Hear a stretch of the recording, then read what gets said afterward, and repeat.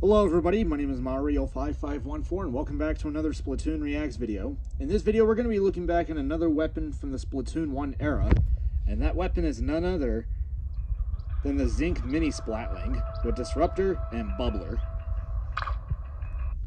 A specially designed Mini Splatling brought to you by leading sports brand Zink. The sub and special weapons shore up your ability in a firefight. Yeah, you're gonna see how effective this weapon is in a firefight in a minute. Watch. You'll just...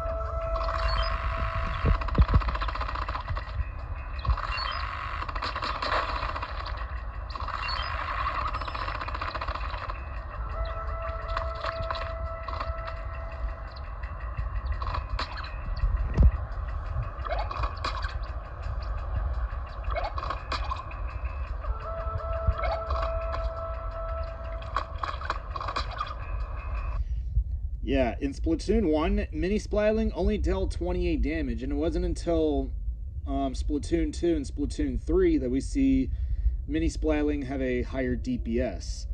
So yeah, at this time, Mini Splatling is kind of weak. But another thing worth mentioning is that Zink Mini Splatling had another nickname. Besides Zimi, which we call it in Splatoon 3, this weapon had another nickname, which this nickname is infamous for what kit it has. Disruptor and Bubbler. That nickname was none other than the Disrubbler. And yeah, I'll give you a bit of a rundown on this later.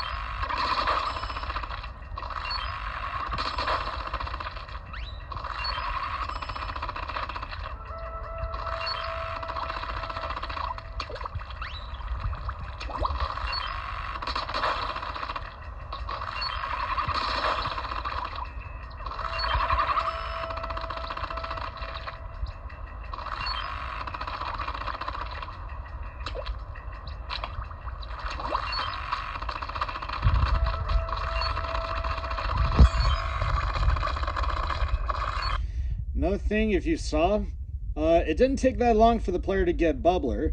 And if you guys have watched me react to Cherry H3 in the last video, that's because Bubbler was 180p. So any weapon that had Bubbler would not have much trouble getting their special. So yeah, Zimi or the Disrubbler could easily get Bubbler pretty quickly. However, like 10 attack splatter shot, Zink Mini Splatling had heavy depletion, meaning you lost only 75% of your special gauge. Unlike weapons with medium depletion, which gave you only which means you only lost 60%, and you also had light depletion, which meant you only lost 40% of your special gauge. So this one had heavy depletion, so you have to be a lot careful when you're fighting, because if you die, you basically lose almost you lose 3/4 of your special gauge. Yeah.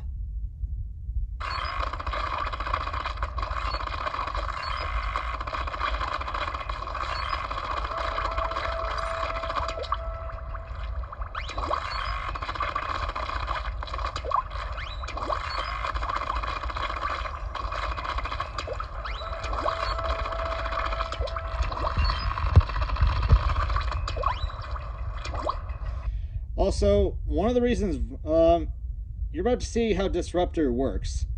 Watch.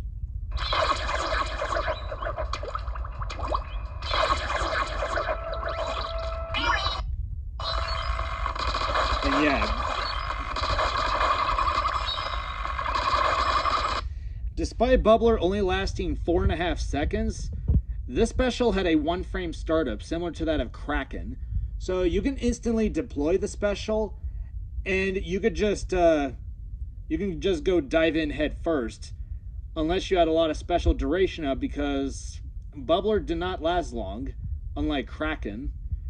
So yeah, and like you saw with Disruptor, unlike Toxic Mist like we see in Splatoon 3, as well as in Splatoon 2, Disruptor was completely different. And unlike that little outside perimeter where you see where the mist landed, Disruptor did not have that, where you could just avoid it. With Disruptor, wherever that sub landed, and if you were within its radius, it would slow your run speed and movement speed for 5 seconds. Like your swim speed and run speed would be reduced substantially. And the only thing that could save you was quick super jump. So if someone threw a Disruptor at you, you better hope that your super jump could get you out of there. Otherwise, there'll be nothing left of you when your opponents come flying towards you.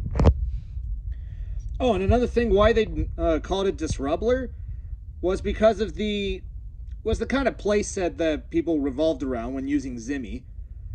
And it's in 3 simple steps. Step 1, run 3 piers of run speed. So you're basically just like a speeding bullet, or you're going to be moving very fast, like you're swift like the wind.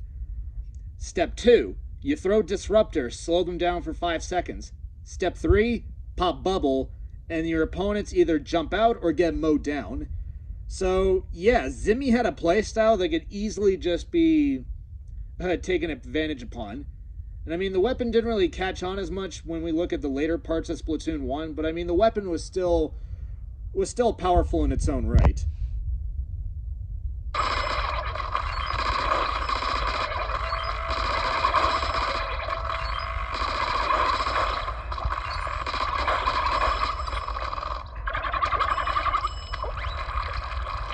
And another thing is that Mini Splatling, or Zimi's ink efficiency was pretty decent, as Mini Splatling could use it uses 15% of your ink tank when you're on a full charge. So the weapon could get like more than 7 full charges on a full tank before having to refill. So Mini could possibly keep up with the pace in Splatoon 1. So that was so that was very helpful for the weapon.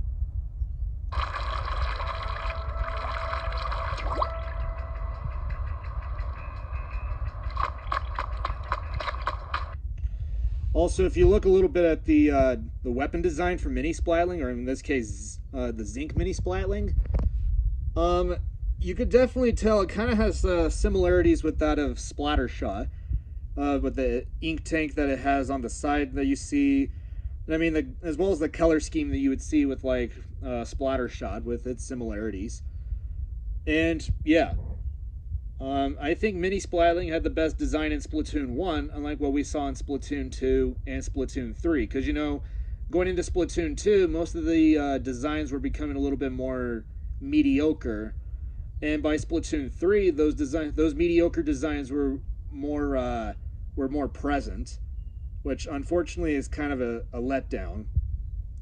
Except unless you're playing Range Blaster, because I think Range Blaster has the best design when looking at it in Splatoon 3. Because I think Splatoon 1 and 2 is when they were trying to think of what design would be. But I mean, Splatoon 1 was when they were starting things off. Splatoon 2 was when they didn't really know what to do for it.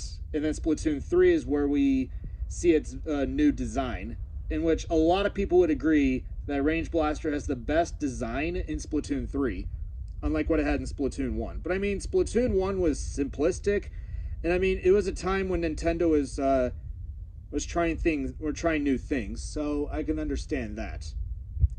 And when you saw me pause there for the bubbler, yeah, there was no reaction time.